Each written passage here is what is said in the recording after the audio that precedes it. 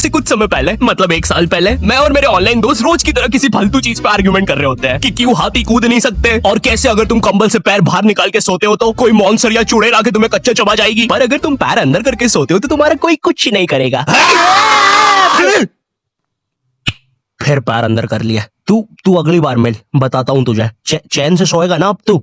ले तेरा light on कर दिया, अब ठंड में बिस्तर से उठना पड़ेगा। ले तेरा पंखा भी ऑन कर दिया अब तो ऐसी किसी बात पे आर्ग्यूमेंट चल रहा होता है तो उसी बीच न जाने मेरे दिमाग में क्या आता है और मैं बोलता हूँ तुम लोग अच्छे लोग हो, हमें मिलना चाहिए। ये सुन के भैया सन्नाटा मच गया। हाँ क्या बोला तूने? आयु तुझे पता है ना ऑनलाइन दोस्त कभी मिल नहीं सकते। इनफैक्ट ऑनलाइन दोस्त जैसी तो कोई चीज ही नहीं होती, हम सब तो रोबोट है। आयु तू हमारा दोस्त हो ही नहीं सकता, हम जा रहे हैं। फिर उन लोगों ने एक दूसरे के गले में हाथ डाला और न जाने क्यों गुस्से में डोरेमोन का थीम सॉन्ग गाने लग गए, वो भी तमिल में।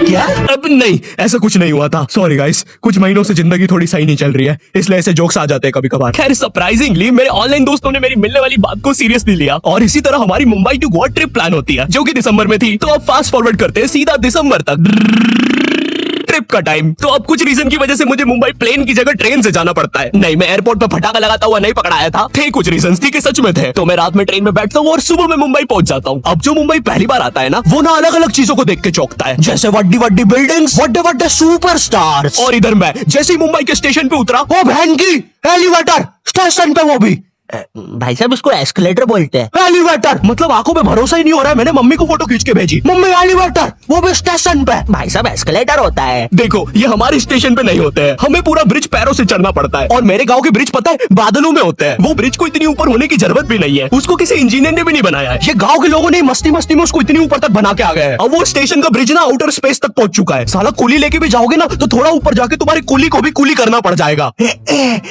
भाई साहब कुली करना पड़ेगा। अरे किया तो है तुम्हें। अरे आपको नहीं, मुझे कुली करना पड़ेगा। रुको, कुली।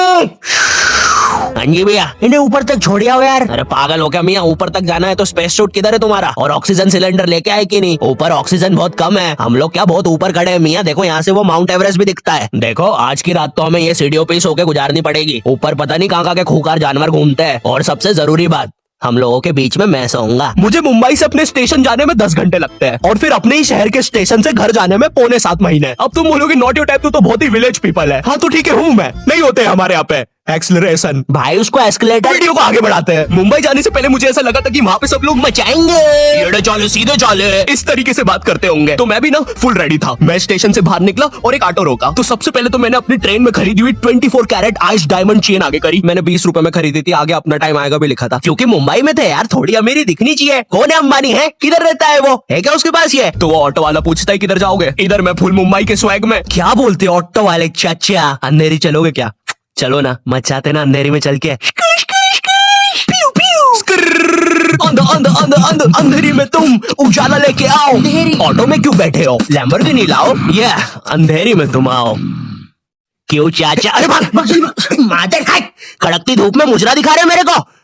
अभी भी ज्यादा दूर नहीं गए, ऑटो से चीप सकता हूँ। हम लोग हमारे मुंबई के अपार्टमेंट आ जाते हैं, वहाँ पर थोड़ा सा रेस्ट करते हैं, क्योंकि स्टेशन से अपार्टमेंट तक तो हम भगते भगते आए थे। वो ऑटो वाला पीछे पड़ा था ना। क्यों पीछे पड़े हो हमारे? जाओ ना। नहीं मजाक कर रहा हूँ। 700 रुपए की टैक्सी करनी पड़ी थी अपार्टमेंट तक। 700 रुपए की। 700 रुपए पता भी है कितने होते हैं? 700 रुपए में पता है तुम मुंबई में क्या क्या कर सकते हो? तुम कर सकते हो 700 रुपए में तुम 700 रुपए में वापस उसी टैक्सी में बैठ के स्टेशन जा सकते हो। भाई साहब मैंने 750 कर लिया रेट। कितनी महंगी है मुंबई। तो मैं और मेरा दोस्त डैज, हम लोग हमारे बाकी दो दोस्त से पहले आ गए थे, तो अब हमारे पास कुछ करने के लिए नहीं था। तभी मुझे मेरी एक फीमेल फ्रेंड ने मॉल में मिलने बुला लिया। तो हम लोग जाते हैं मिलने, वापस 700 लगा के। ये मुंबई भी ना। तो मेरी दोस्त ने ना मुझे एक मूवी देखने बुलाया था, अवतार। मूवी में ज्यादा कुछ खास था नहीं, कुछ नीले लोग नंगे होके पानी में भाग रहे होते हैं रोबोट मशीन से बच के। ये मूवी मैंने 3D में देखी थी, ज्यादा कुछ चेंज नहीं हुआ। अब बस वो नंगे लोग मेरे साइड से निकल के भाग रहे थे। हम ये जंग जीत के रहेंगे। सर वो सब तो ठीक है, वो आदमी कौन है? अरे वो हमारी मूवी देख रहा है 3D में।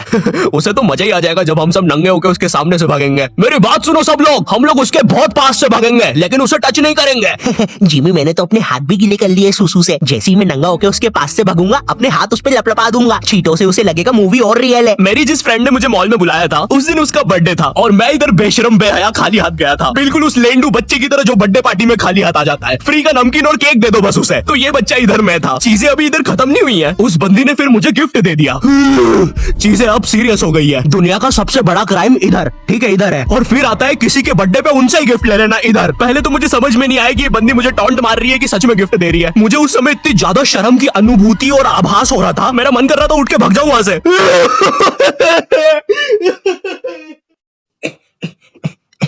अरे वो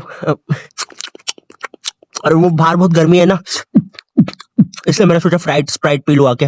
और पेरी पेरी फ्राइज भी मेरे फेवरेट है। देखो, अगर उस टाइम में चाहता तो अपने पीछे वाले जेब से बटवा निकाल के एक 50 का करारा नोट और 1 रुपया लगा के बड्डा लिफाफा बना के उसे दे देता, लेकिन मैं कोई 80 साल का दादाजी नहीं हूँ और वो भी मेरी पोती नहीं है, तो अब मैं कुछ कर नहीं सकता था। इसलिए मैंने बेशर्मों की तरह उसका गिफ्ट ले लिया और कमियां भी निकाल रहा हूँ। घड़ी तो अच्छी लाई हो तुम, लेकिन फास्ट ट्रैक की लाती तो अच्छी है घड़ी। तक मेरे बाकी दोस्त भी आ गए थे, तो फिर हमने मुंबई की फेमस जगह, अरे वहीं जहाँ सब लोग जाते हैं घूमने के लिए, वहाँ घूमना स्टार्ट कर दिया। लेकिन जब तुम तुम्हारे दोस्तों के साथ रहते हो, तुम्हारे दिमाग में मस्ती रहती है। तो एक मॉल में हमें एक सांड वाला झूला दिखता है। अब उसे देख के एक 21 साल का मैच्योर आदमी क्या करता, पापा बहुत बीमार है, बहन की भी शादी करवानी है, मुझे लगता है सांडू मैं तुम पे घूमी घूमी करने के लिए थोड़ा बड़ा हो चुका हूँ। लेकिन मेरे 21 साल के दोस्त ने क्या किया, घूमी घूमी। अब यहाँ एक सांड को दूसरे सांड पे चढ़ता हुआ देख हमें भी मस्ती छूटी। हम भी भाग के वो झूले के पास, भैया और तेज चलाओ, भैया और तेज, भैया और चलाओ तेज। मैं मुंबई में एंग्री प्रास से भी मिला था। उन्होंने मुझे अपनी बिल्ली से खेलने दिया था और अपना मास्क भी पहनने दिया था। अच्छा चलो, मास्क मैंने बिना पूछे पहन लिया था। कैमरा फुटेज में तो आ ही गया हूँ मैं वहाँ पर अपने मैनेजर सौरभ भैया से भी मिला था। हम लोग मुंबई में लास्ट में जुहू बीच पर गए थे। वहाँ पर सब कुछ बढ़िया था, ठंडी ठंडी हवाएं चल रही थी, सब कुछ बढ़िया था। लेकिन फिर आसमान में कहीं से उड़ने वाली बंदर प्रजाति छा गई। ये बंदर प्रजाति फुग्गे की बनी थी। मेरा नाम है बुबली बंदर, मैं इंसानियत पे कब्जा करने आया हूँ, तो चुपचाप अपने घुटने।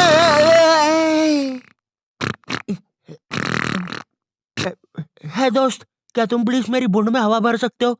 मुझे तुम्हारी दुनिया पे कब्जा करना है, प्लीज। मुझे कोई दिक्कत नहीं है। कमलेश, कमलेश। हाँ, मैंने सुन लिया था पहली बार में ही। कमलेश, मैं जानती हूँ हम दोनों ज्यादा क्लोज नहीं है, लेकिन इसका मतलब ये नहीं तुम एक बंदर के साथ संबंध बना लोगे। मैं जा रही हूँ। कमलेश, जाने दो उसे, मैं तुम्हें उससे भी ज्यादा चीजें दे सकता हूँ। मुंबई के बाद हम लोग निकलते हैं गोवा के लिए। गोवा काफी चिल जगह थी। मैं वहाँ पर काला भी हो गया था दिन भर बीच पर धूप में भटकने के कारण। सच में वहाँ पर धूप तो बहुत ही ज्यादा थी, मतलब इतनी ज्यादा कि जमीन के अंदर से लोग बाहर आ रहे थे या अंदर जा रहे थे। कोई मुझे बताएगा ये क्या हो रहा है यहाँ पे? गोवा में तुम ऐसे बीच पे राइड्स वगैरह कर सकते हो, जैसे जेट स्की। इसमें ना तुम्हें आगे टंकी पे बिठा लेंगे बच्चे की तरह और पानी का एक चक्कर काट के वापस ले आएंगे। ये चलो ना। अरे हो गया भैया, अरे हम तो किनारे से ही वापस आ गए। इसके बाद आती है कुछ जानलेवा राइड्स, डेंजर राइड, जिसमें तुम्हें बोट से समुद्र के बीचों बीच ले जाएंगे और पतंगा बना के उड़ा देंगे। एक और चीज रहती है, जब तुम समुद्र के बीचों बीच पहुंचते हो ना, तो वो बोट वाला तुमसे पूछता है कि तुम्हें पानी में जाना है क्या। तो अब यहाँ पे जिसको तैरना नहीं आता है वो तो कुछ नहीं बोलेगा, लेकिन उस समय मेरे दिमाग में पता नहीं क्या चल रहा था कि मुझे पूरे गोवा के एक्सपीरियंस लेने हैं। मुझे तैरना नहीं आता है, मैं उतर गया समुद्र में। शुरुआत के 2.25 सेकंड तो कुछ भी नहीं हुआ, फिर पानी मुझे नीचे खींचने लगता है। ये तो कुछ भी नहीं, अब मैं बोट से भी दूर जा रहा हूँ धीरे धीरे।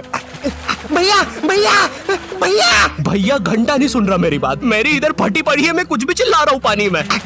भैया बीमारी है मुझे, ले लो ऊपर। भैया मैं माँ बनने वाला हूँ, ऊपर लो। उस समय कोई दूर से शार्क वार्क भी देख रहा होता ना, तो उसे भी दया आ जाती। ओए बच्चे को क्यों परेशान कर रहे हो बे? चलो ऊपर लो इसको, खा लूंगा वरना इसे। चलो बेटा ऊपर चढ़ो तो। हाँ चलो चलो। जैसे तैसे वो बोट वाले ने मेरे को ऊपर लिया। अरे भैया क्या बच्चे ऐसे चिल्ला रहे थे? स्विमिंग सिखा रहे थे तुमको? अच्छा, समुंदर में वो भी? तेरे को ड्राइविंग सिखाने का बोलता तो तू तो रॉकेट में बिठा देता मेरे को, पागल। सबने ना मेरा बहुत मजाक उड़ाया कि पानी में गया बच्चों जैसा रो रहा था, लेकिन वो कहते हैं ना सबका टाइम आता है। हम लोग ना उसके बाद एक बनाना राइड पे जाते हैं, जिसपे तुम्हें एक बनाना शेप चीज पे बिठाते हैं और उसे नाव से खींचते हैं और बीच समुद्र में ले जाके फेंक देते हैं। तुम्हें पहले नहीं बताएंगे कि तुम्हें फेंकने वाले हैं। उसने हम सबको लेके गया और फेंक दिया। अब सब मुझसे भी गंदे रो रहे हैं पानी में। भैया हम मर गए। पीछे लाइफ गार्ड आ रहा है। और भैया इतनी दूर जाओगे तो सच में मर जाओगे।